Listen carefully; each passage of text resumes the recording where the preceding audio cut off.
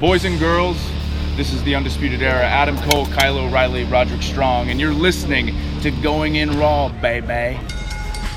This is the glorious one, Bobby Roode, and you're watching Going In Raw. What's up, it's your girl, Sasha Banks, the legit boss, and you're watching Going In Raw. You like that? Hey, friendo, Steve here. And Larson. And welcome back to Going In Raw, the only pro wrestling podcast you need to be listening to right here at youtube.com/Steve and Larson. Available wherever podcasts can be found. Be sure to hit that subscribe button and the little notify bell next to it. Make sure you always get your new Going In Raw notifications. We're also available on the Patreon at patreon.com/Steve and Larson. We have a variety of reward tiers over there, starting at $1. $1 goes a long way here at Going In Raw. You get the show ad-free on your podcast app. You can download your RSS feed directly from Patreon to your podcast app and get that show without the pesky commercials. And then you also get a shout out at the $5 mark, $5 and up a month. You get Monday through Friday or 5 bonus shows, bonus episodes of Going In Raw. What is it? Tuesday? Correct. Truth Exposed Tuesday. Today we're gonna take a look at another conspiracy on Overrun on our bonus episode. What is it? Do you have something picked out? No idea. No clue whatsoever. That's part of the fun. We've got 10 exciting minutes between regular show and bonus episode to determine what conspiracy we're going to debunk. All the research done. Fake? Is it fake today? It's all fake. Maybe. Let's see here. We got some new patrons, though, Larson. And I'm going to go ahead and give them a shout out. Sounds good. That's what we do. Yeah. Let's see here. I know Clayton Hughes.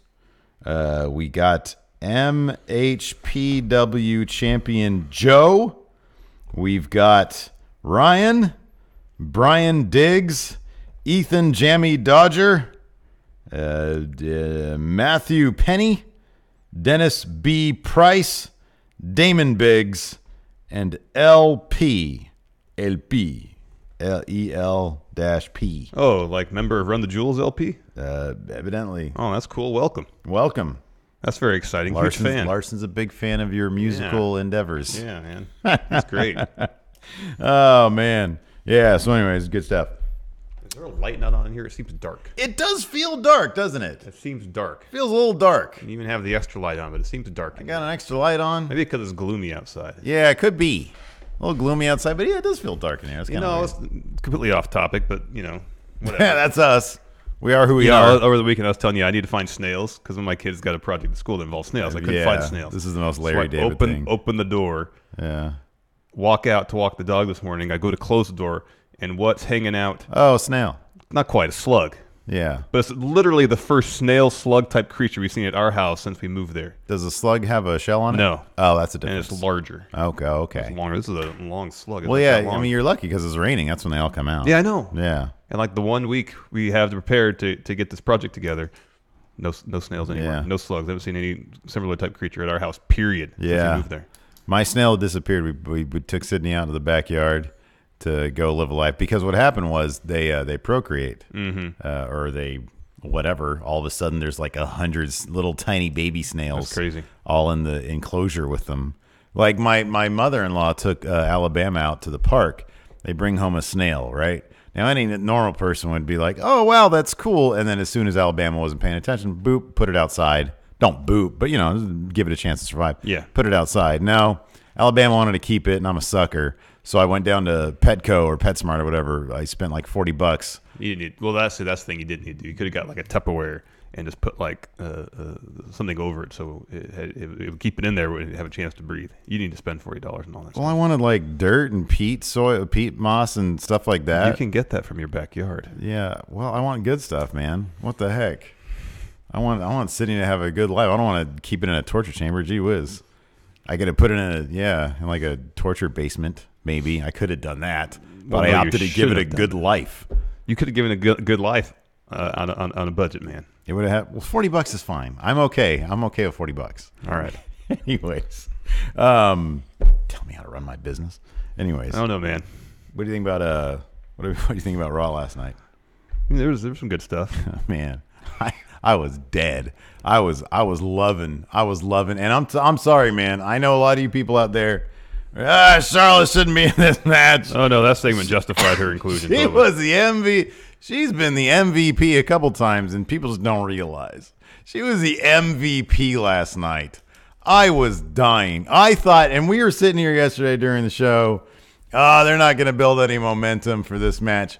Holy moly, that segment was crazy last night. Goes to show you just include a little violence in a wrestling storyline, and people are interested. Take advantage. You know, John Oliver in his segment 2 days ago had it right. I mean, you could take all, whatever you think about them. I don't know why anybody think that wrestlers shouldn't get health care, but take all that away. And when he continuously praised wrestling for rightfully what it is, over the top ridiculousness, cartoonish violence, clever ways of displaying wanton violence. It could be so much fun. It can be, yes. And too often these days, WWE takes their product way too seriously, and we don't get that. Yeah, they take it too seriously, and then they seem adverse to taking any sort of risk. Yeah. In a creative sense. Yeah. Last night was such a wonderful throwback to Austin-style Attitude Era segments. Where chaos reigns, everything breaks down. No one can control. You could tell there was talents. There was inspiration in the writers' room when it came to booking that segment with the women. Down to Ronda Rousey commandeering the police vehicle and driving it into another one. There was just enough cheesy humor in it. Yeah. To make it to push it over the edge, to make it truly special. Yeah. Oh man. That was just great. That when Ronda and Becky happened to be in the back of the car at the same time, they had that moment where they look. That moment of realization. Back and start kicking each other. Oh god, that boot that even in the beginning, that boot that Charlotte delivered that poor guy who was trying to rein everybody in, and he went down like a sack of potatoes. Oh man, and then of course the Queen Trigger at the end, the knee to Ronda's head while Ronda had her head outside the car. Yeah.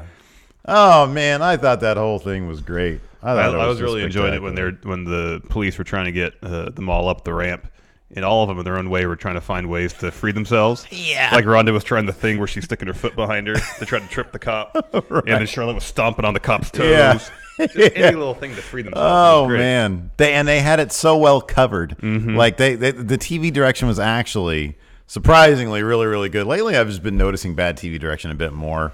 Like when something's supposed to happen in the ring. I forgot. Maybe it was. Oh, it happens all the time when something's happening in the ring and they cut to a crowd shot or something. Yeah, maybe was it during the Jinder stuff, like the Apollo Crews Jinder and the Singh brothers standoff thing, and like he was gonna do something spectacular and they cut away from it. I'm like, why did you just do that? Or maybe it was during the Aleister Black Ricochet. Maybe it was both. I don't know. But like something spectacular is just on the verge of happening and they cut away from it. Like they don't realize that you got to see the spectacular feat, then you go the reaction shot. Yeah, right. They go the reaction shot during the spectacular feat. And I get that it's live, and well, this is like basic direction though. Yeah, it really is. And he's been doing it. Kevin Dunn's been doing it for so long, and he's making so much money. You kind of expect perfection. I think it's okay to expect perfection. Well, at least professionalism. At least the basics in storytelling. Yeah. But, I mean, so there wasn't... Look, I'll be honest. There was some other stuff in the episode that I thought was balls. Yeah. And we'll go through that stuff. But I thought that segment alone was the lasting image, and I was just so happy that they nailed it so perfectly that I was like, I was willing to just not even really care that, like, why would you do that stuff with Finn and the Demon? Oh, it's so cheesy. It's so cheesy. Oh, it's so goofball. Like, why not wait for the Demon until WrestleMania? I know. Allude to it. Yeah. And then just have him give us a tease, not just he's there and then yeah, so that was cheesy. Seth is totally losing that title at Mania. Probably. The Kurt Baron stuff, that was all right. Yeah, it was all right. Not the math there. I don't think it's a foregone conclusion that Kurt's losing. I think that's sort of a silly situation there. Let's see here. Although apparently Meltzer said that the Seth segment was rewritten like right before the show, more or less. Interesting. So he didn't, I guess I can't remember if it was he said this or Wrestling Geek where I probably read it. Was it just since it was done so last minute doesn't necessarily mean it'll alter the math in their estimations. because they thought that too. The image of Seth standing over Brock holding the title. Usually when that happens, that means the other person's going to win. Yeah. But they thought just because it happened so late in the game doesn't necessarily mean that's the case. Oh, interesting. But I still, of the 3 top matches, that's the most likely to go the heel's way. Still yeah, like. Because there's a lot of other things happening that sort of I feel like. So, for example, I was like, I wouldn't bet on Finn losing, but I wouldn't necessarily bet on Finn's not losing. No, I'm talking about before the Demon. Oh yeah, before like going into it. If he's not the Demon, if they could possibly get away with those 3 big matches, all coming out with face victories, and then let off some heel steam elsewhere, and that was like one thing I looked at. Okay, maybe Finn can lose as man. But if he's Demon, not a chance. I think that match is getting all my confidence points. Not a chance. Demon Balor is going to win. Yeah, that might be where the confidence goes. The only hope Lashley has is to avoid a squash the level that Baron received at SummerSlam. Yes. That is really the only hope Lashley has at this point. Whether it's going to be a 2-minute squash match or not. That's it. Yeah. I think, That finish is like written in the stars. It is fated. Destiny. Finn will be Intercontinental Champion at Mania. Yeah, I agree with that. Unavoidable at this point. And then Meltzer also said something about the Ricochet Aleister Black thing. Well, there was a backstage segment that was on the YouTube, where Zack Ryder and Kurt Hawkins challenged a Revival to a tag title match. Is that going to happen at Mania? It seems like it. On the pre-show. I know. Where's the build? Like, I'm not saying you had to have a build directly with... There's literally nothing left you can... I know. Yeah. I know. But, like, you could... It doesn't necessarily mean you could have had... Like, I understand the Revival and Aleister Black and Ricochet were in this feud. Going parallel to that, you could have a storyline going with Zack Ryder and Kurt Hawkins. Mm-hmm. Something. Yeah. And they haven't even won a stinking match yet. Yeah, I know. Why would they even... What's justification is there for... Because Revival's not going to win. Yeah. No, I know.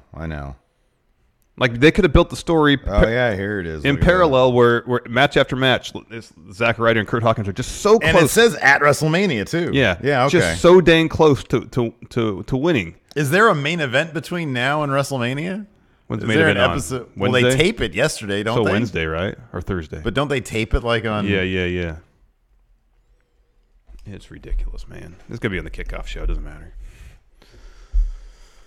Yeah, but there's already a lot of matches, and some important ones are probably going to happen in the kickoff show. Yeah. That one, the Cruiserweight match. Yeah, the Cruiserweight match will be in the kickoff show. The Women's Battle Royal is probably the kickoff show. Mm-hmm. I think just 3 matches will be in the kickoff show. That'll be it. Look at this cheesy. That's so cheesy. I know. It's so hokey. And they had like the orange paint on the body of Balor. And I was like, oh gosh, they doing Pumpkin Balor. Oh, I wish. And we got NWO out of Mayhem. Mm-hmm. That was cool. Great. That was a highlight. Anyway, let's start with the top of the show. Stephanie came out and she pulled the April Fool's prank on everybody, saying, "I'm going to insert myself in the main event of WrestleMania." Lol. Ha ha ha. No one bought it. I got you. Yeah. She's so stiff when she does it too. I know. She's so stiff.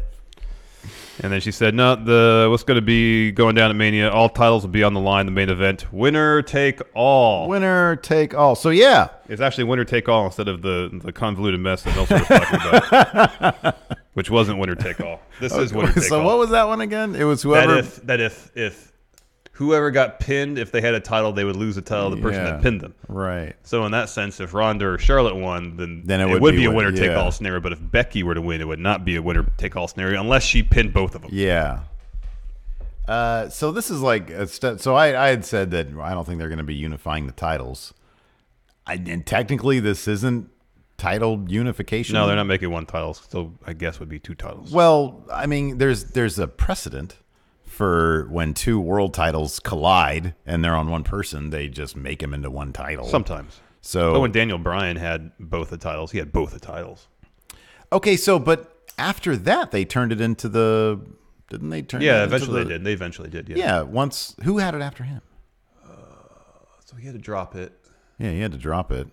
They merged those 2, though. Yeah, they did eventually. They merged those 2, and then they made the Universal title a couple of years later. Yeah. And then when Jericho held both titles, they merged those ones. Eventually, but it wasn't until The Undertaker had the Undisputed title that they made the singular Undisputed title. Yeah. So eventually, like with both of those situations, yeah, they did. I don't know how. I mean, it might have taken a little while, but they did it eventually. Yeah. So wasn't there a match between Orton and Cena? Wasn't Orton the first guy to hold? I think so. I think there's a match between Orton and Cena where they unified the belts. Maybe somebody in Discord has it. I remember that. Yeah, it was Orton. It was Orton, yeah. Defeated John Cena to unify the World Heavyweight Championship, WWE Championship. Yeah. And that was before the Daniel Bryan thing. Yeah. Oh, they still carried both belts, though. It wasn't until... Because when Daniel Bryan won, he had both the titles. I remember that. Yeah, he was holding doing this thing. Yeah. But then at some point they unified those titles to a single belt. To a single title. Yeah. And just redubbed it WWE Championship. I'm trying to remember. Did they, when that happened, did they announce the title unification when it just somebody had two titles? I guess my point is it could be considered a road to unification. Yeah. But also, who knows with the Fox thing? Who knows how that's going to go down? Alex C says Orton and Cena unified them. Then after that, the two belts were one title until Brock won it at SummerSlam.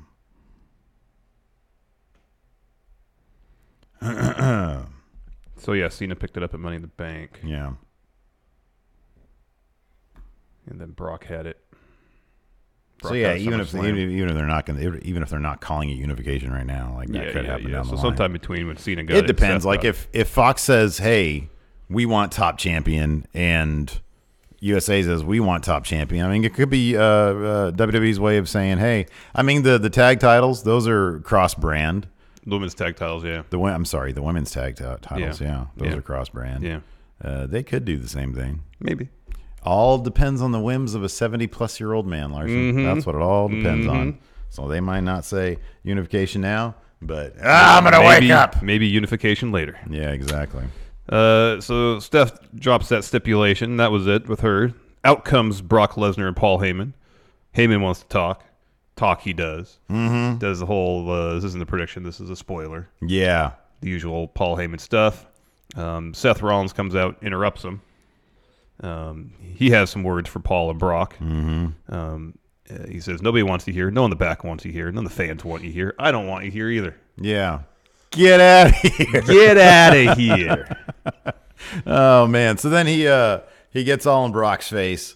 And Brock just starts laughing at him. Yeah, and Brock is laughing at him. Brock is a big dude. Yeah.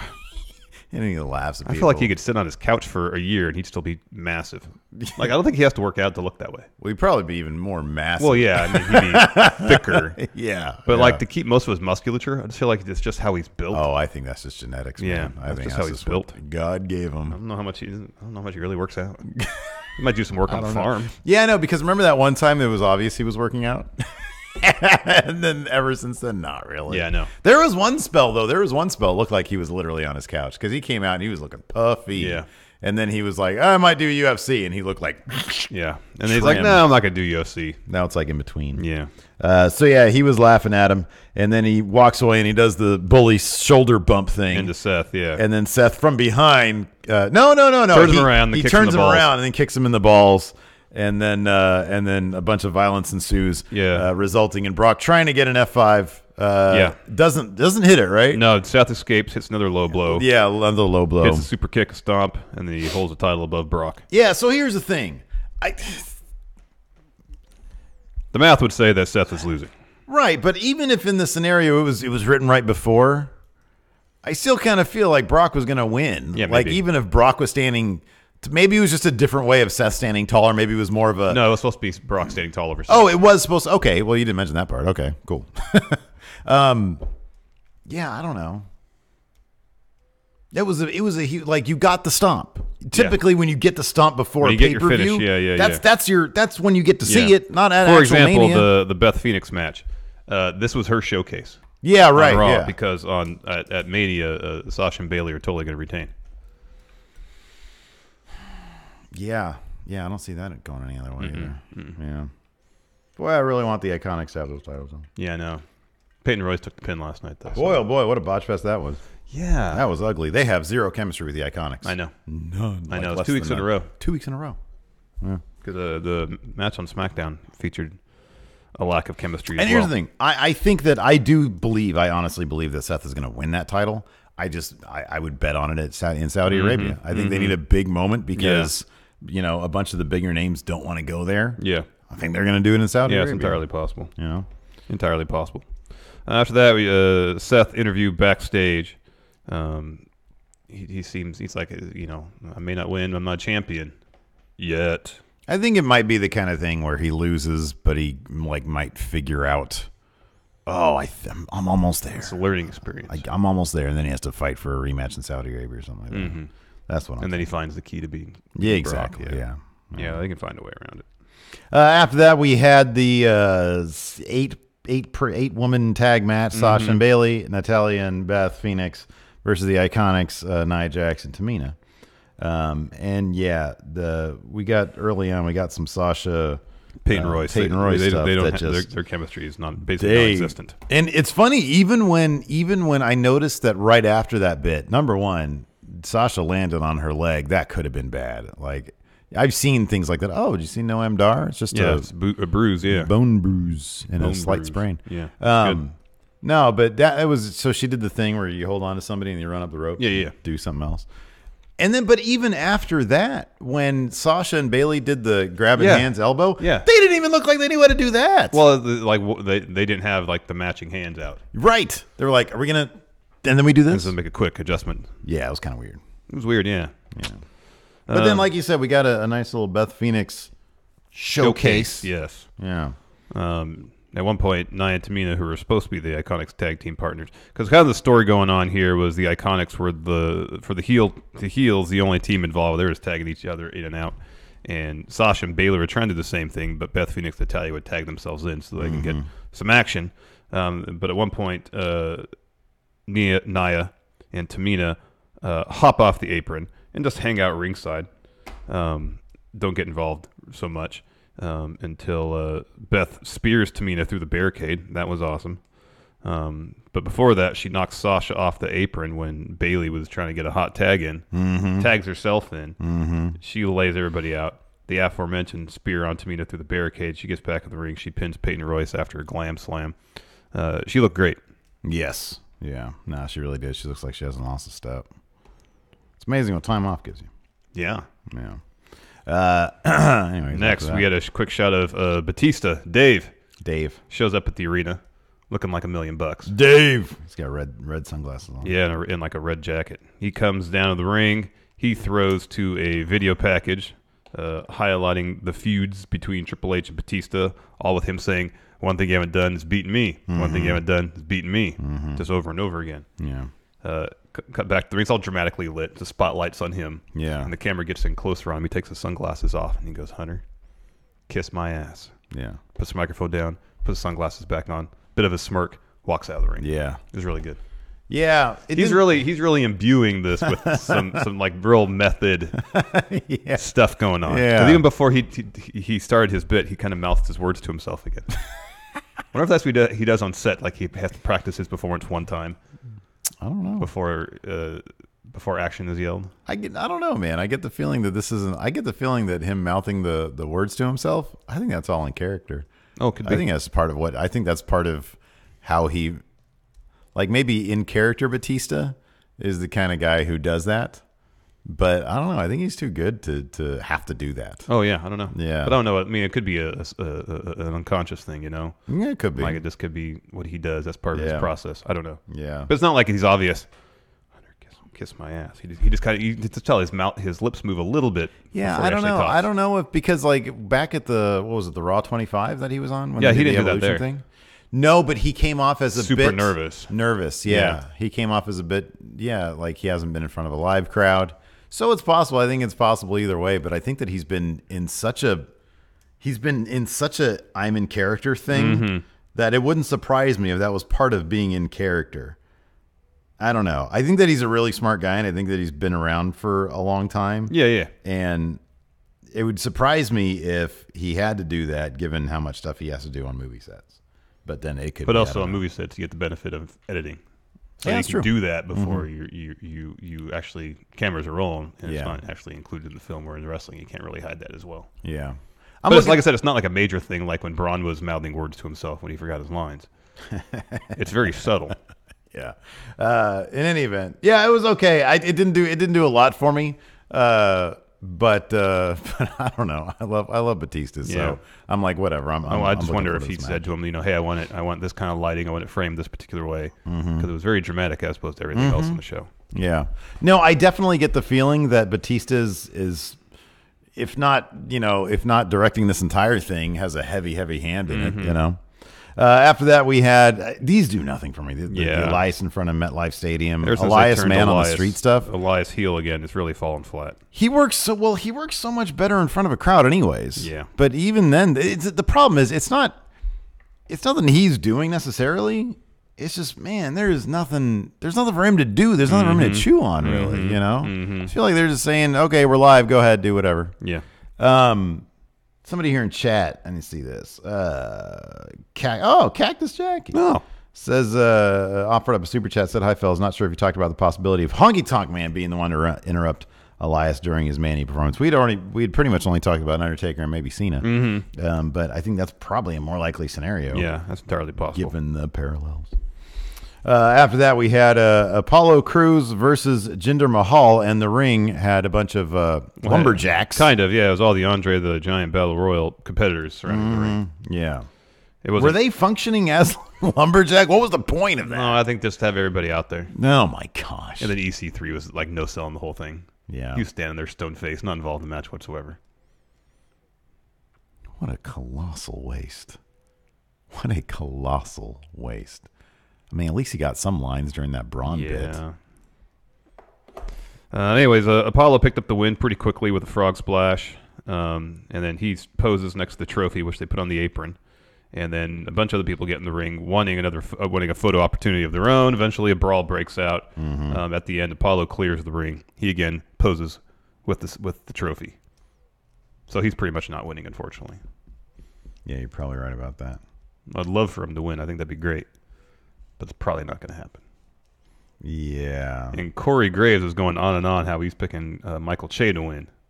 So that's not going to happen. And he was running down Colin Jost a little bit too. Yeah. I'm wondering Colin. I don't know. Boy, I don't know. I got to think about that. It seems too easy to pick Braun Strowman. Before predictions. Yeah. Well, we're doing those tomorrow, so. I know. After that, we had Kurt Angle backstage. Yeah, with Ray just chatting. This was MOS. With Ray, yeah. I don't remember that at all. Yeah, this is a quick little thing. We didn't hear what they were talking about. It was just a quick little shot of them chatting themselves up, each other up backstage. Yeah. That's it. Kurt, what was Impact like? Ups and downs. Well, the money when the checks cleared, it wasn't too bad. Yeah, when the checks cleared. After that, down to the ring, Kurt Angle walks, says kind of his final goodbyes to Raw. The ring announcer throws to a pretty cool video package, highlighting his incredible career. Yeah, it was pretty great. Yeah. This was his promo here when he was on the mic here. It just seemed a little extra, heartfelt. I'm sure it was. It seemed pretty real. Yeah, and then Corbin comes out and reigns in the entire parade, as only he can. Yeah, Corbin has made a really good case for this match actually happening. He's made a really good case. He's been working really hard. He has. He has been on social media. I don't appreciate each and every one of you going to my social getting in my social media and telling me that I don't. He deserves better, not me. But you're not. None of you are me. I'm me, and I deserve better than me. What? All right. And so, yeah, he goes on about how he deserves to be part of this match. Kurt Angle's just an old man. He can't keep up with the wrestlers of today, and Baron's going to win. And Kurt says, well, why wait till WrestleMania? Why not have an exhibition match right here, right now? Corbin walks down the ring. I'm not going to do. Then backs off. I would do it, but I'm not going to do it. Because I'm going to wait till Mania. And then 619. Yeah, Rey Mysterio runs down. He challenges Baron to a match. Then Baron tries to attack Kurt, and then Rey and Kurt take him out. Yeah. So we didn't get the advertised Kurt Angle versus Rey Mysterio match. No, we did not. Which is a bummer. Yeah, but at the same time, Kurt's really slow. Yeah. And Rey is not really slow. Rey is still super fast, I know. Freaking like he was back in 1997. I know. It's pretty incredible. After that, we had a Charlotte interview backstage. I remember this. I remember the framing of it. I'm trying to remember what she said. She said, "Oh, yeah." Charlie was saying, obviously, if somebody turns on the other person, Yes. then you're out. And she says, "I am a professional. Yeah. I will not do that." So yeah, basically. And then after that, we had the tag title match: Ricochet and Aleister Black. So they made some changes to the least Ricochet's entrance. So I saw this on Twitter, but I missed it. What happened? I missed it. I was kind of taking notes while it happened. I was like, hold on, that's new. So he came out with his sleeveless hoodie type deal. Okay. And so his entrance is the same. He holds his hand up in his pose. Okay. Lasers and such. The music that is the build up ends. Music kicks in. House lights come on. And so he's standing there, does a move, pulls his hood off, and it's like the Undertaker WrestleMania shaved head reveal, where there's like a lightning crash. And then other people pointed out that Aleister Black now, when he raises up, there's like a creaking noise. But I don't know if that's added or if that was always there. They usually turn the camera mic off. In this case, they didn't. Because in complete conjunction with the platform raising. Yeah. What are they doing over there? They don't know, man. They remember they ruined Nakamura's entrance like immediately. Yeah. Anyways, another good match. Yeah. Wait, what did they do with Nakamura again? They changed the font. They got rid of. They got rid of something, right? They got rid of because you had the waveform thing going on while the guitar was happening, and then when the violin kicked in to be a bunch of strobes, I think they got rid of the strobes.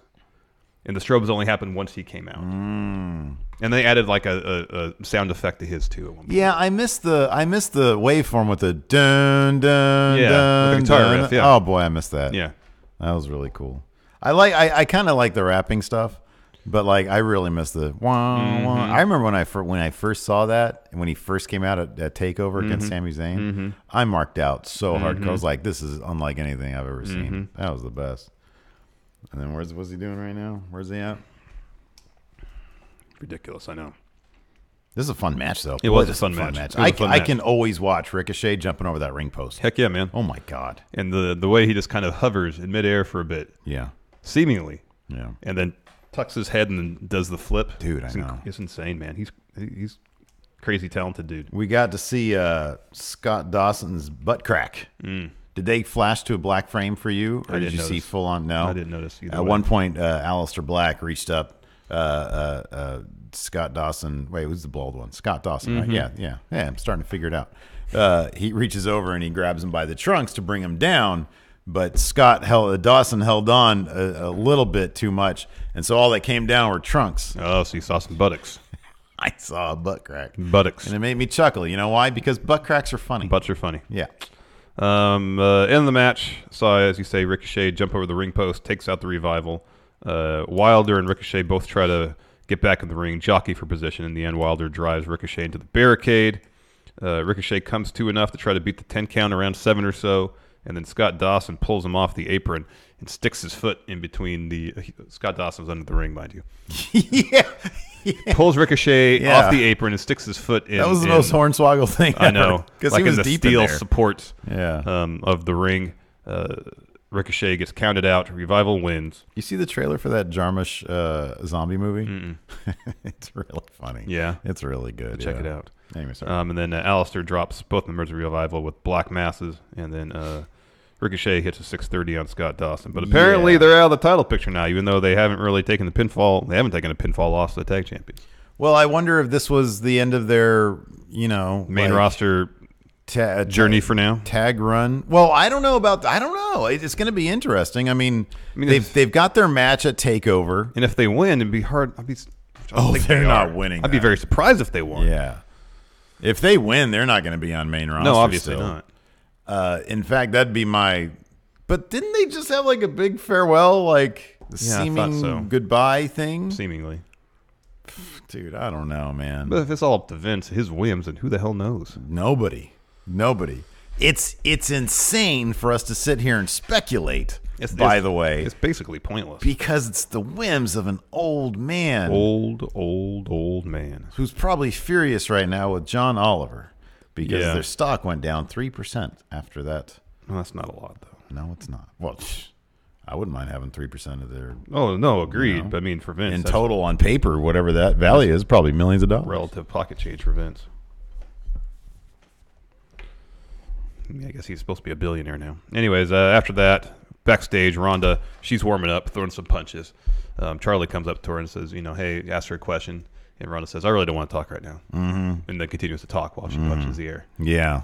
While this was happening, I ran across the sax video, her sax tape. Mm-hmm. Oh, that was good. Mm-hmm. That was funny stuff. Mm-hmm. That was very endearing. But yeah, she was shadowboxing. And then she, I don't know. Says, I don't want to talk right now, then talked. Yeah. After that, we had a brief bit with Alexa, Tyler Breeze, EC3 backstage. Alexa was touting her bona fides as host of WrestleMania, saying, look at all the wonderful things I've done. Women main event. Yeah. SNL guys. And then Tyler and EC3 were laughing about Weekend Update this weekend. Yeah. Which, while probably the best part of the show, wasn't the best Weekend Update. Yeah, I'm trying to even remember because I actually watched all of Weekend Update. Mm-hmm. There was that clever bit with A.D. Bryant doing the astronaut because they didn't have the proper fitting clothes for female astronauts. Yeah, that was pretty okay. Beck Bennett always makes me laugh. But anyways, Tyler Breeze. He's got a new haircut. Well, also he's completely out of character. Yeah, more or less. He's just himself, man. Yeah, he doesn't care anymore. That dude does not care. And then EC3 had to laugh, and it was the most over-the-top fake laugh. Oh, it was terrible. It's pretty bad. We really love the Weekend Update. Yeah. And then they stopped laughing because Braun's approaching. What are you guys laughing at? And they're like, NWO Adam Mayhem over there. Some of our friends over there are watching Weekend Update, and it was funny. Yeah. So he goes over there and goes, NWO Adam Mayhem, I'm going to call you Michael Che. You're Colin Jost. Yeah. See you in the ring later. Yeah. Hands. I like your note here. Jobbers watching SNL. That's what it was. They were on an iPad watching SNL. Weekend Update specifically. After that, Roman Reigns was given an interview, and he's attacked by Drew McIntyre. Boy, he was waylaid too. Yeah, man. Shots from behind. Yeah. Ground and pound from Drew. Yeah. And then he throws him into like a ring case. Oh boy. Roman's doing a hell of a job selling it. Yeah, he was. Roman's like not suddenly. I'm sure it's because he's just speaking in his own words without a script. He's a great promo. No, I know. He's amazing. He's great. Speaks from the heart. Where's it been 4 years from now? Everything seems completely genuine. It's like a third time. Nothing scripted. Check my imaginary watch. It's great. Yeah, where's he been the last 4 years? Why didn't they just let him do that? I don't know, man. What was that line that Vince had him say? The suffering succotash one? Oh, my God. What was that all about? I don't know. He'd be supremely over. I know. Just follow these 5 simple steps. Yeah. Just let him talk. Let him use his own voice. Let him be his own thing, man. He's great. Just let me do my thing. We knew there was magic there when he said, put that beef away. Yeah. That's the moment I thought, oh, there's something there. There's something there, man. Why don't they just let that be Roman's character? Just let him do his thing. Yeah. After that, kind of surprising it wasn't the main event. Riot Squad taking on Becky, Charlotte, Ronda. A bunch of aggressive tags during this match. Yeah. As they all kind of wanted to get each other's face without actually any physical violence. Before the match actually started, though, there was a Becky interview saying that she's going to WrestleMania make history. She made it seem like both Charlotte and Ronda is an option for them to win and make history, but for her, it's her only choice. Mm-hmm. She goes down the ring, huge pop. Charlotte starts the match, but Becky is in there for the longest. Yeah.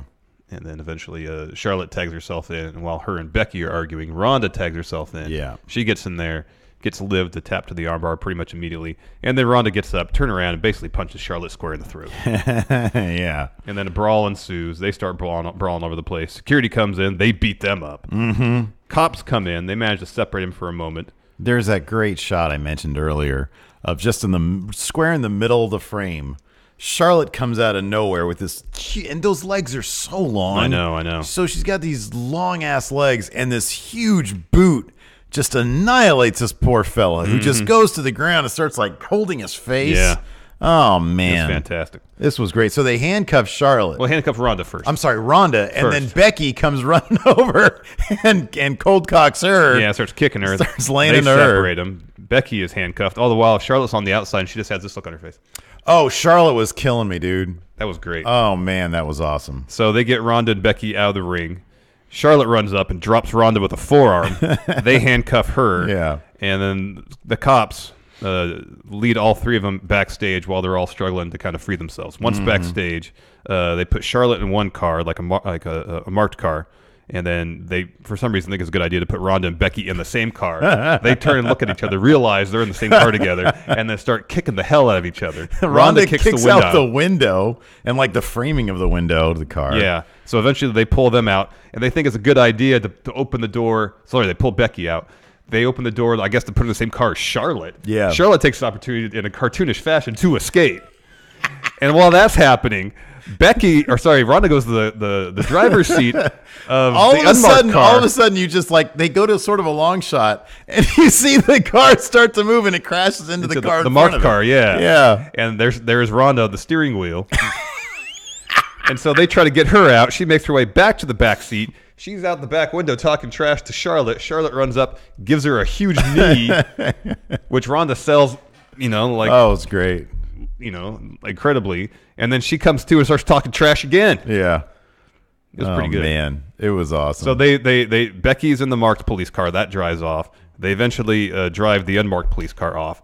So Charlotte's the one left in the arena without a vehicle. Why they had all those cops and only 2 cars, who knows? there was a lot. I mean, that was totally the Keystone Cops. Totally. Right, it was the most inefficient policing but organization it was in the brilliant. world. It was so great. So I guess in that sense, Charlotte stood tall. There was no standing tall of anybody there. And nobody was standing tall there. And then, like, almost immediately after that scenario, Charlotte was on Twitter retweeting things. Oh, God. That's pretty great. That's so great. That's great. so awesome. Well, WWE said something like all 3 of them have been released on their own recognizance and will appear in court later. Yeah. I mean, if you lay a hand on the police officer, there's no releasing on your own recognizance. No. Get out of here with that. But who cares? It's wrestling. It's amazing. After that, probably one of the low points of the show. Oh, man. Wow. They followed up this crazy, insane sequence with a loss for the former Raw Tag Team Champions, Bob Roode, Chad Gable, against Heavy Machinery. A clean loss. Oh, man. And sure, Lacey Evans came out and walked around the stage a little bit, but it wasn't like that distraction led to a loss. No, at man. all. No. It was Rude Gable.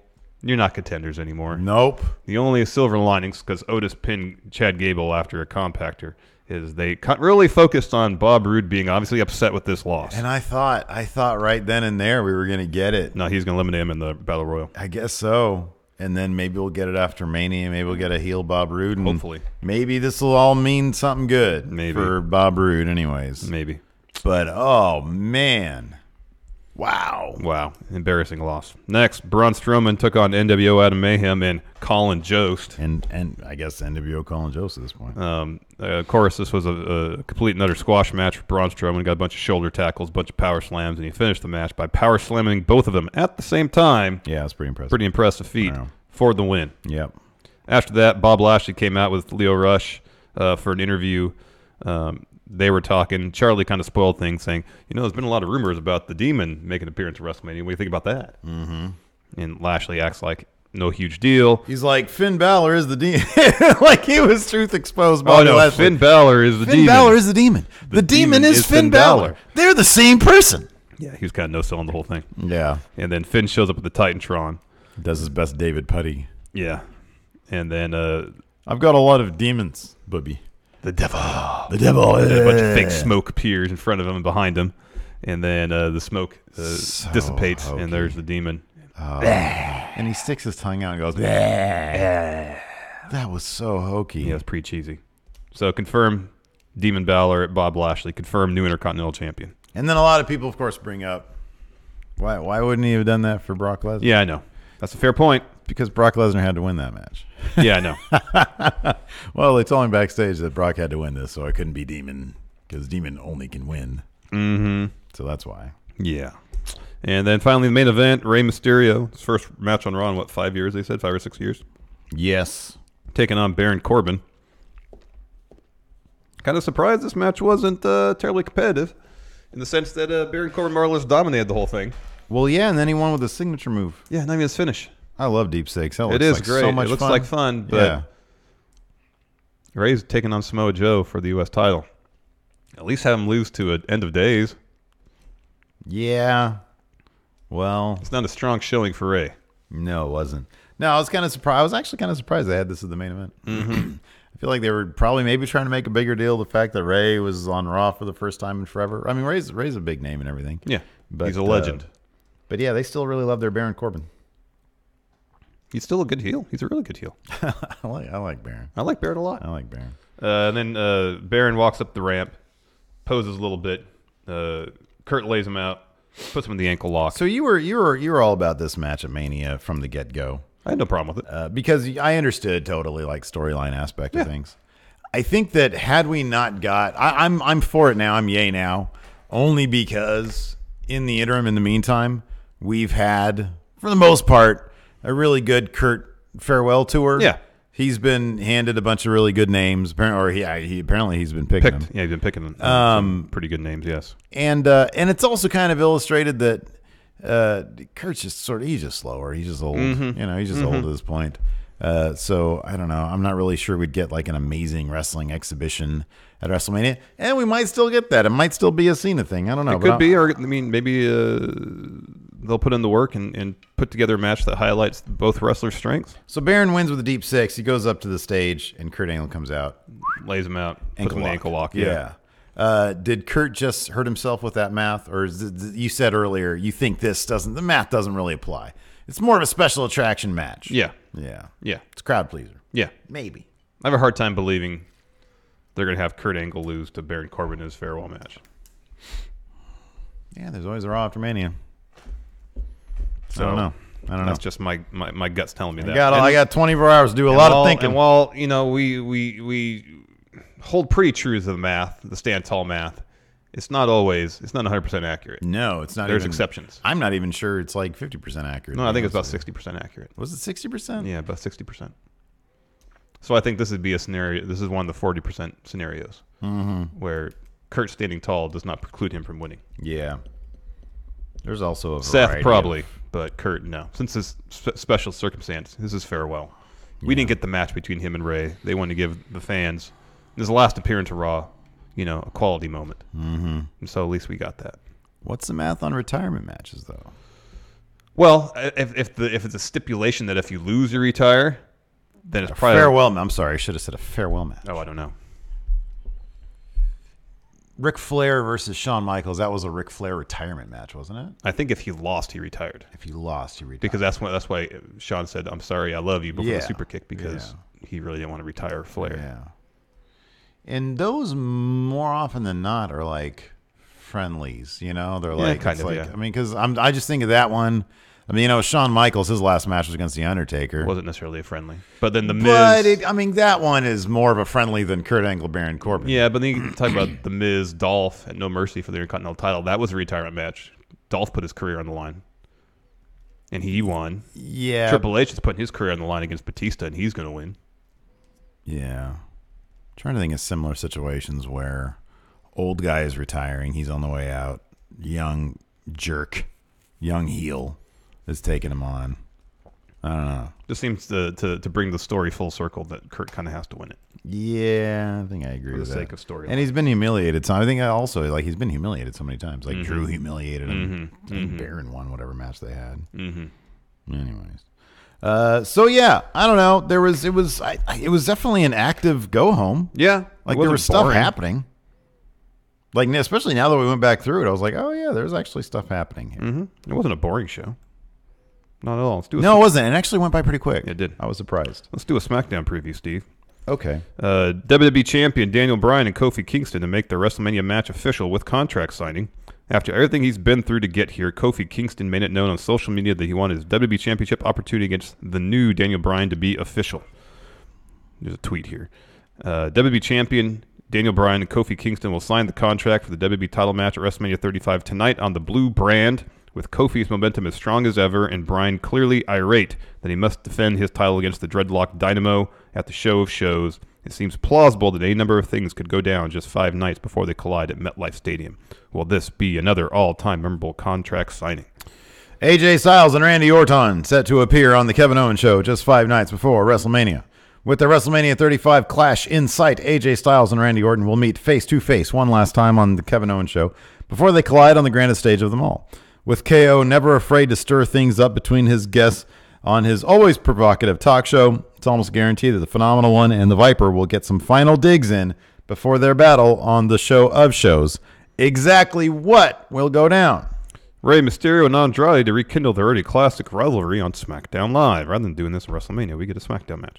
It's probably going to be better than it probably will be, WrestleMania. but something to be said about the stage of WrestleMania. With both superstars looking to gain ever pivotal momentum ahead of WrestleMania, Rey Mysterio and Andrade will add another chapter to their incredible rivalry tonight on SmackDown Live. The two superstars have blown the WWE Universe away every single time they have locked up on the blue brand, and both will surely be aiming to do the same yet again as the show of shows approaches. Mysterio will look to stay sharp as he prepares to collide with U.S. champion Samoa Joe at WrestleMania, while Andrade attempts to position himself well to triumph in the Andre the Giant Memorial Battle Royal on the grandest stage of them all. Who will prevail this go-around? Samoa Joe's going to get involved. That's what's going to happen. What will be the fallout of Charlotte Flair and Becky Lynch's arrest? And Ronda Rousey's. What about Ronda Rousey? She's on SmackDown.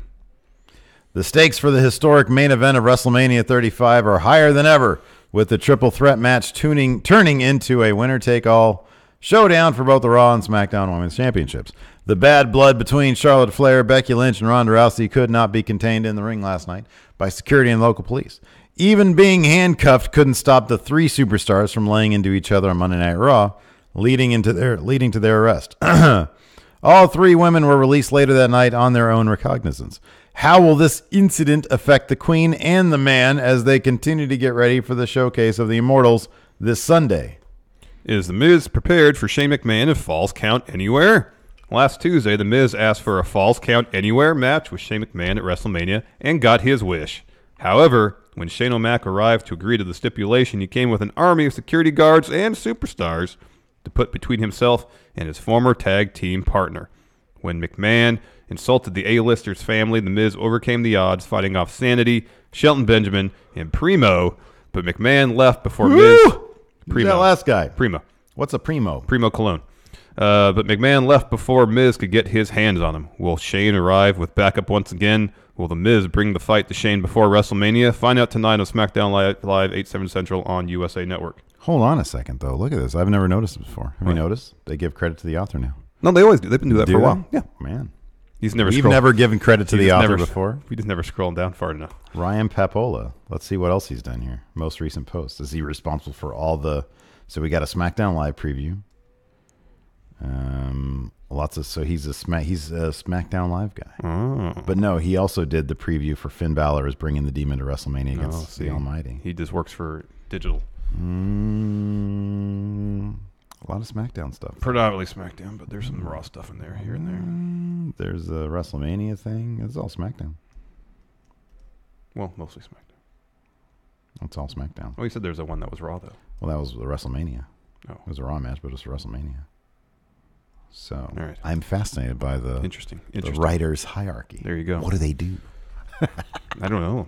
Let's take some questions, Steve. Okay. Mike Lucas. Do we have mail over there, or is that something that's getting mailed out? No, we have to autograph them. Mike Lucas, does Dean leaving WWE mean he's going to NXT? No. He's leaving WWE as a whole. What are you looking at there? Something Cody Miles posted. We can maybe use it for... Non-news? Non-news. Katie Harden, did you see Dean Ambrose dirty deed Corbin? So apparently after TV cameras turned off, he came out and laid out Baron and took a bow. Wow, yeah. By his last Raw appearance. You're probably right about that, yeah. Michael Riley, $1. Thank you. Thank you very much. Rich Hardesty, Brawl was great. Really good cinematography, too. Why was this not the closing out of the show? That's a better go-home visual instead of Slow Wolf. I don't know. Don't know. I'm not sure. I wonder if it had... Yeah, I'm gonna say I doubt this is the case, but I wonder if it had anything to do with the... Because I'm assuming that the segment with the cops and stuff, that was pre-filmed. You think that was all done live? If that was all done live, that's very impressive. Yeah, I don't know. Because getting Ronda in that car and then like speeding up, like there's some logistics there. Mm-hmm.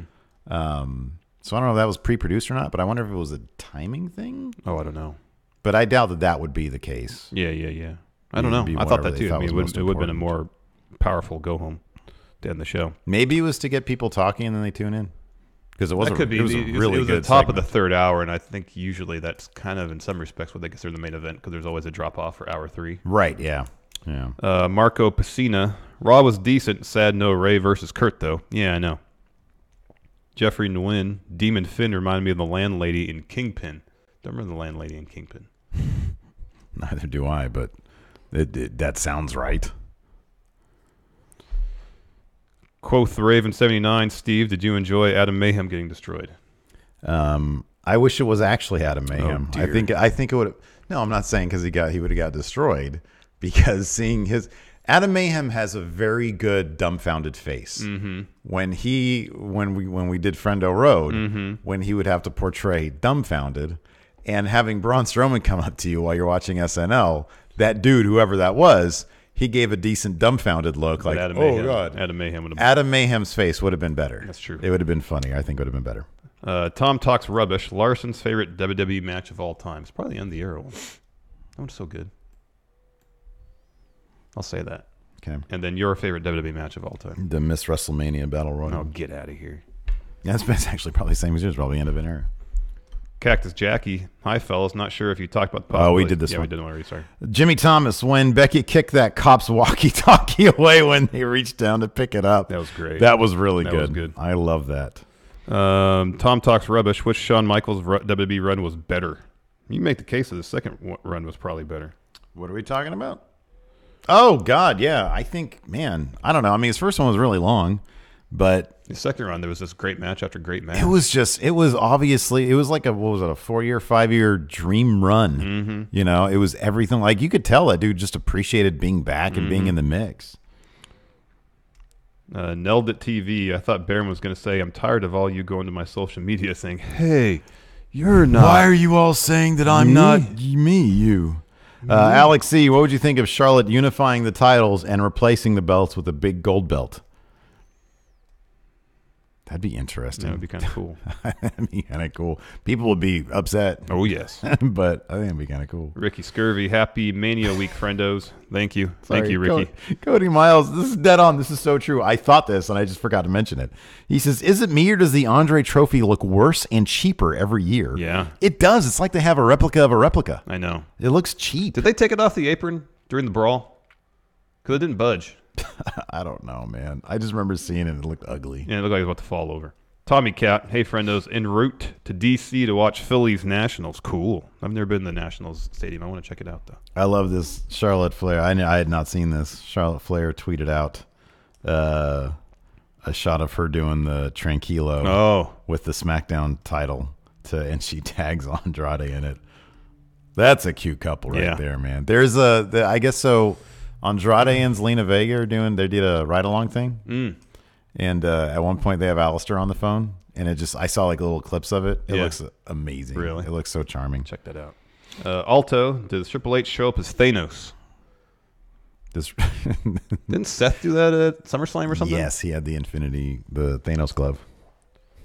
Jeffrey Nguyen, was the backstage brawl pre-recorded? Wouldn't surprise me. Like I said, there's a lot going on there, and that wouldn't surprise me. Yeah.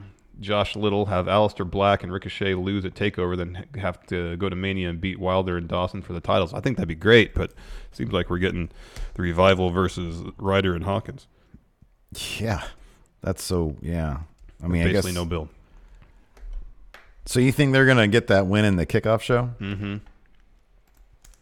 Marcus Harrison, yesterday Steve suggested switching up and going tacos today. I did, and already feeling gassy. When asked about the funk, I'll blame Steve. Look, man, you're already persona non grata You should just let him do amongst your coworkers. You don't know that. I have no. Oh, are you? I don't know that. He always talks about blowing it up in the break room with the microwave. I don't know any set of coworkers, any employment area, any situation where employers, coworkers would be okay with somebody doing that. He is persona non grata. I don't know, man. I think he's just like saying persona non grata. Persona non grata. Jay Sean Lawrence, is Braun part of the losers' locker room now? It's getting really close to it.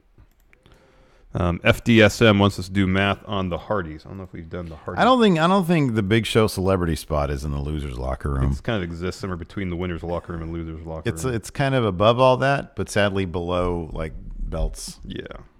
So math on the Hardys in ring, solid 8. Oh man, yeah, they're great. Promo. That's always been their. It's always been their. Yeah. I'll say 6 because the Broken Matt Hardy stuff was good. Yeah. Okay. Look, they always looked incredible. This is a 7. Yeah. Legacy, an 8. 8 Legacy. Yeah, they're a top tag team of all time. Kayfabe, I'd say an 8 too. They had a ton of titles. Maybe a 9. Yeah, give them a 9. Pretty strong. Yeah, they're always super strong. 7, 17, 24, 8 exactly, an 8 tag team. It's rare you get a rollout like they did at 33, like a return rollout. Boy. Quoth the Raven 79. Rhonda posted her real mugshot, but in different shirt. Oh yeah, she's like wearing a white T-shirt. Wait, I'm sorry. Oh, okay. So I know Sean Ross Sapp tweeted it out too. Okay. Let's see here. Alex Foster. Who do you think will have the best or weirdest WrestleMania entrance? Baron Corbin. No. Put him on a boat, man. No, man. I'd love for that to happen. He's going to have the least WrestleMania entrance. It's going to be a Baron Corbin entrance. Yeah, probably. That's all they're going to do for him. Are they going to do anything special for Kurt? They might do something special for Kurt. I don't think he's going to come out on a tank. No. Are there going to be anything that's like tank worthy this year? I don't think so. I think the New Day is going to have a big, like Kofi. Kofi will have something special. With the New Day, they'll have something big time. Yeah. They'll have something big time. Stacy Clemens, how did Rhonda put the car in drive with her hands handcuffed? Well, all she'd have to do, considering if the shifter is right here, foot on the brake, just move her. Oh, I guess her handcuffs. Her hands were cuffed behind her. Yeah. I guess she'd have to do this. But then how was she driving the car? Well, all she did was hit gas. Well, she has to shift it. Any possibility it was one of these? That's what I'm saying, yeah. Yeah, if it was one of these, you just do that. Yeah. You're ready to go. Hit the gas and then try to steer with your knees if need be. Doable. Marcus Harrison, Discord dub last night police as Jobber PD. Who should be lieutenant of Jobber PD? Boss Man. Well, yeah. Historically speaking, yes. Yeah. Boss I Man. understand Boss Man is no longer with us, but... What about Bull Buchanan? There you go. I think Boss Man was booked really well sometimes. Yeah, he was. I think Bull Buchanan's probably B squared. Tom Talks Rubbish. Which match will be the biggest letdown at Mania? If Kofi loses, that's probably the top compared to what it would be on TV. This is a very easy answer. It's a cruiserweight match. Oh yeah. Compared to what it would get on TV. Yeah. Toby Whittle. Who do you think will retire Brock Lesnar? Hopefully Matt Riddle. Death Shall Rise. Have you done Brutus math? Yeah, we did it yesterday, I think. We did yesterday's show. Beefcake math. 2+. Yeah, it's 2+. 2+ wrestling. Yeah. Wayne Maker. How does Larson put up with Steve for so long? I don't know. Who's that? Wayne Maker. Oh, I don't know. Tell him. I don't know. Explain. I don't know. That's why I drink every day. I'll be honest. I kind of think it's the other way around. There's a mugshot. Mm-hmm. Yeah, I saw that last night. I'm telling you, man. All 3 mug. Did we get any other mugshots? No, we haven't seen Charlotte's yet. Obviously, because she was tweeting right afterward. Put all those on a freaking a T-shirt. You want them all? That'd be killer, dude. That'd be a killer shirt. Instead, they have that weird Comic Sans shirt. Did you see that thing with all the stick drawings? Yeah. Look at Eli Drake. Thinking anybody listens to him. Let's see here. Oh,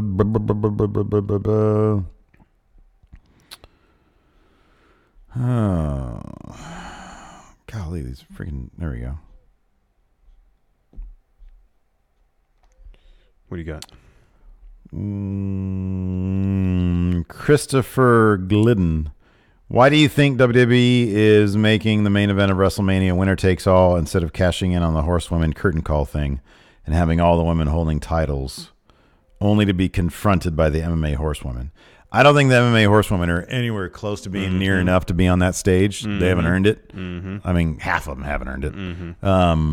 So that's number one. I think winner takes all sounds really good. Yeah. It increases the stakes. And also, I'm sure the Becky Lynch-Charlotte feud's far from over. I agree with that. And I'm not. There's a good possibility they're going to want Ronda holding all those titles to end WrestleMania. I think that possibility exists because regardless of what the crowd thinks, it makes for a good image at Good Morning America, on whatever, So I don't know. Tom talks rubbish. Go-to karaoke song. None wrestling, not wrestling. What's your go-to karaoke song? Oh, Yours was George Jones' Grand Tour. Yeah. Danzig's Mother. You did those a lot. Oh, I was good at Mother, and then I love doing a punk rendition of the Saved by the Bell theme song. That's good. I used to do Springsteen's Born to Run. Yeah. I had some Neil Diamond songs in my rotation. Yeah, you were good at the Neil Diamond. Josh Little says Ricochet Math. I always enjoyed doing. We used to do, and I know this is not appropriate these days, but R. Kelly's Ignition remix. We used to do that together, and the MC5s Kick Out the Jams. Those are my favorite ones together. Oh, we did Blame It too. Oh yeah, Blame It was really fun. Good. Yeah. Ricochet Math in ring. I mean, spectacular. 9. Promo 3. 4. When he speaks from the heart, he's pretty decent. Yeah. Okay. Look. He looks incredible. Yeah, I give him like a 6 look. Yeah. Legacy. See, Legacy and kayfabe are kind of too soon to Because here's the thing about his look. It's not iconic, but it's really good. Yeah. It's like the best creative wrestler. Yeah. Legacy. It's early, but man, by the end, I mean, I'll give it like a 6 right now. Yeah. Like if he quit right now, it'd be a 6. Yeah. That's crazy. Yeah. Like he still has 10 years for his prime. Yeah. And that could go sky high. Kayfabe. He's been booked really strong in NXT. And on the main roster. I mean, kayfabe so far. He did win. He won Best of Super Juniors, I believe, in New Japan. He never won the junior heavyweight title. Like the next 2 years are going to be really, really telling. Yeah, in New Japan, it's not like he. But he was not that it means a whole lot, but he was never open weight 6-man tag champ. That's the only belt he ever won in New Japan. He's former PWG champ.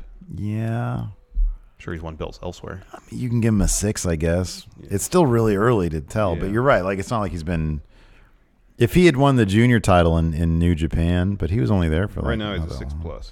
That's killer for as early as his WWE run is. Yeah. Alto, am I the only one wishing for some sort of World Star style police brutality during the Ronda segment?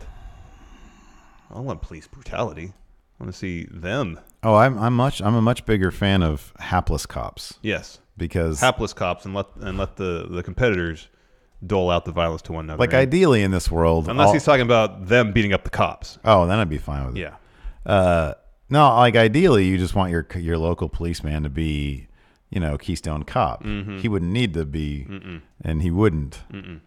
Cool fresh guy, $1, thank you. Eddie Smith says Butterbean Math.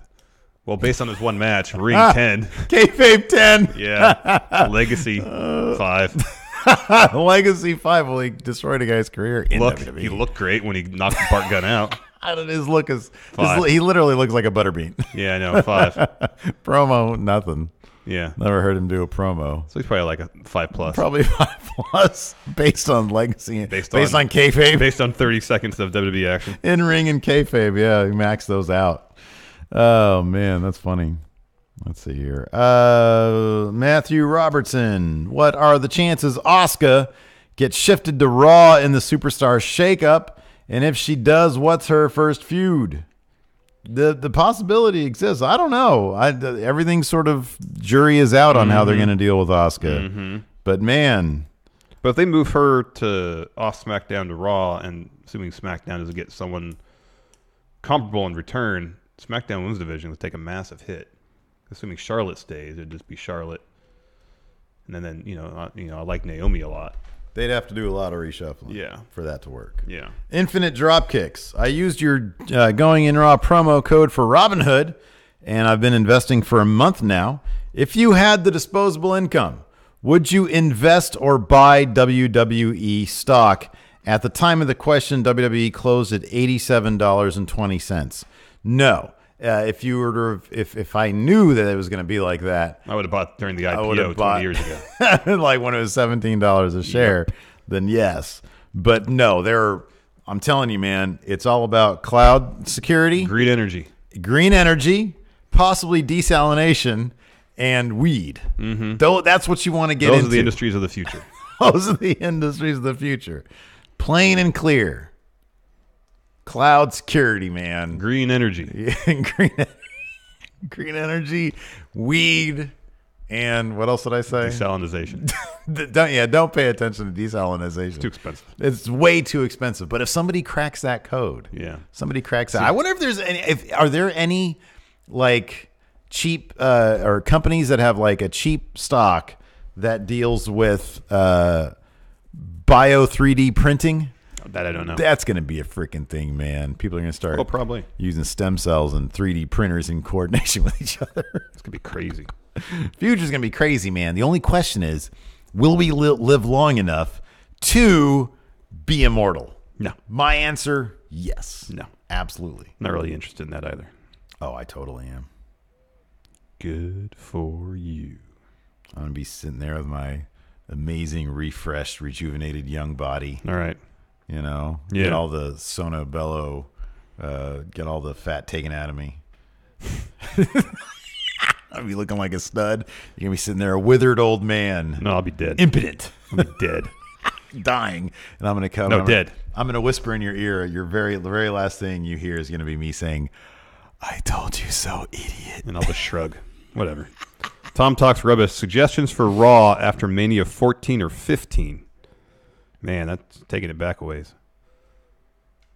Wait, what? Suggestions for Raw after Mania 14 or 15. So a Raw after WrestleMania 14 or WrestleMania 15. Like a Raw after Mania. What is the suggestion? What are we supposed to be suggesting here? Suggest a Raw for him after Mania 14 or 15. Oh, I thought he meant the Raw after Mania 14 or 15. I don't know. Probably the Raw immediately following Mania 14 is probably crazy because Stone Cold. I remember, didn't he show up in the corporate outfit and McMahon gave him the title and then he said, "Hey, no, I'm not gonna do it." And then he like stunned him probably. Yeah, probably. So that was probably good. And then you have Triple H, you know, talking about the new era of DX. Mm-hmm. Oh yeah, that one's really good. You know, because Michaels is gone. X-Pac shows up. People were like, "Oh yeah." I think cool. There's a tag match. New Age Outlaws versus Funk and Foley. Yeah. They won the tag titles back. Yeah. Cool Fresh Guy, $1, thank you. So I'd say the Raw after Mania 14. Blake Whitehouse, if Rey Mysterio legitimately broke his ankle, he was really selling that thing. Yeah, he was. Who will replace him against Samoa Joe? El Idolo. No, Ali. Mustafa Ali. Ali. El Idolo. Yeah, you're right about that. Apparently he was supposed to be the one to take on Daniel Bryan at Mania for the title. Who said that? Who had that yesterday? I don't know. Somebody had it yesterday. Sorry, I didn't source anybody on that one. Well, I just want to know who mentioned that. It was one of the outlets. Because we'd heard for the longest time it's supposed to be Kevin Owens. I know. I agree with that, but I don't know. You hear things. Yeah. I don't know. It probably was supposed to be Kevin Owens. People don't know what they're talking about. Anyways, we have an overrun, a bonus episode coming up for $5 nut patrons. We're going to do a Truth Exposed, and we're going to have some non-news dealing with the independent contractor issue as it relates to All Elite Wrestling. Interesting. Story provided to us from the friendo Cody Miles. So thanks, everybody, for watching. Did you mention this Cool Fresh Guy $1 super chat? I think so, yeah. All right. Thanks, everybody, for watching. Until next time, we'll talk to you guys later. Goodbye. Be a part of Going In Raw today at patreon.com/Steven Larson. Starting at $1 a month, you can enjoy Going In Raw ad-free, gain access to the daily 30-minute Going In Raw post-show, exclusive merchandise, and so much more. Support Going In Raw today. Click the link in the description.